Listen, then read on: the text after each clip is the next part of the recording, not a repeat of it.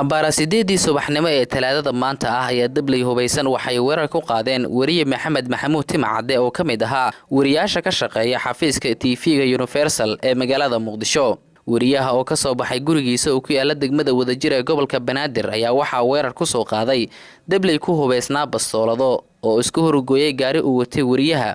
kadibna la dhacay rasaas aad u fara badan hase ahaatee jirkiisa waxa haleelay 6 baaloto. Wariye Maxamed Maxamuud Timcade oo dhaawac culus soo gaaray sida dhaqaatiirtu ay sheegeen ayaa waxa la dhigay cisbitaalka Madiina ee magaalada Muqdisho waxaana lala tacaalay dhaawiciisa oo maray 2 qalliin hase ahaatee waxa dhaqaatiirtu ay sheegeen in xaaladiisu ay soo hagaagayso.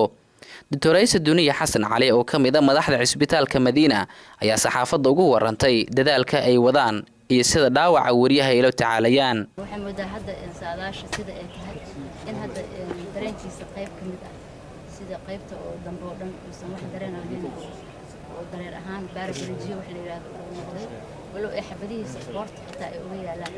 oo noqon kara xitaa in maaragtay gacmaha uga darsoonaan laakiin hadda sida cad waxa waa lugihiisa dareen ay leeyihiin. wariyaasha ka shaqeeya magaalada Muqdisho ee caasimadda Soomaaliya ayaa waxay maanta buux dhaafiyeen cisbitaalka Madiina ee magaalada Muqdisho si ay wax badan uga ogaadaan weerarka saaxiibkood lagu qaaday iyagoo u gurmanaya wariyaha ayay dhiig u shubeen hase ahaatee waxa dareenka wariyaasha ka muuqday inay aad uga xun yihiin weerarkani. qaar ka mid ah wariyaashaasi oo mikrofoonka Kalson TV aanu la dhex qaadnay ayaa waxay ka hadleen dareenkooda. wariyaashii saakay dhiigga in Timcade looga shubahay u maray maaragtay baaritaanada dabcan wariyaal badan oo kamid ah u shubayay marka taa macnaheedu waxay tahay wariyaashu ay yihiin kuwa hiiliyo ay isla garab taagan waayo malaha wariyaashu qabiil malaha koox gaara magacaasan ku wada mideysanahay marka waxaan nahnaa oo kaliya dad iyaguna isgarab taagan oo iscaawiyaan ay arrin muhiim ah taawaan mid hadda ay muujinayaan oo dareemayso in wariyaashii magaalada dhan halka wada joogaan maanta inaysan ka maqnaan marka annaga hadaan nahnay shaqaalaha TV-ga Universal gaar ahaan wariyaasha tanina ma cabsi gelinayso shaqadeena waa wadaynaa waana ku dhiiranaynaa waana u taaganahay jiilka ummadda Soomaaliyeed hadda jira u shaqeynayna kuwa kale ee hadhow Brito u shaqeyn doona mustaqbalkeena waxba uma dhimayso. Cabdirashiid Del oo kamid ah madaxda ururka suxufiyiinta qaranka Soomaaliyeed ee Nusaj ayaa waxa uu cambaariyay weerarkan lagu qaaday wariye Maxamed Maxamuud Timcade isagoo dawladda Soomaaliya baaq u jeediyay. waxaan u leenahay waan cambaaraynaa cambaarayn adag waxaan ku tilmaami karnaa fal dambiyeednimo ah dawladda federaalka Soomaaliya waxaan ugu baaqaynaa inay tallaabo cad ka qaado isla markaasna baaritaan adag ay samayso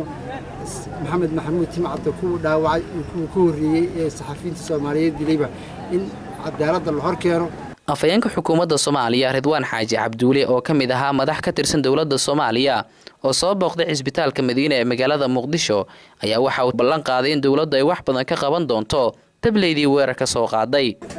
ilaahay ha caafiyaan leenahay wariyahan dhaawac gaaray waa la soconaa inuu yahay dhaawac culus wax kasta oo dawladdu ay u qaban kartana hadduu ilaahay idmo way u qaban doontaa xil gaar ah ayaa naga saaran runtii saxafiyiinta iyo dadka la midka ah ee indhaha u ah bulshada ee diyaarka u ah inay mar kastaba la qaybsadaan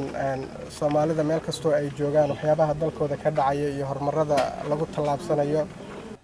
Cabdishakuur Xuseen Maxamed Cabdishakuur Shakra Kalson TV Muqdisho.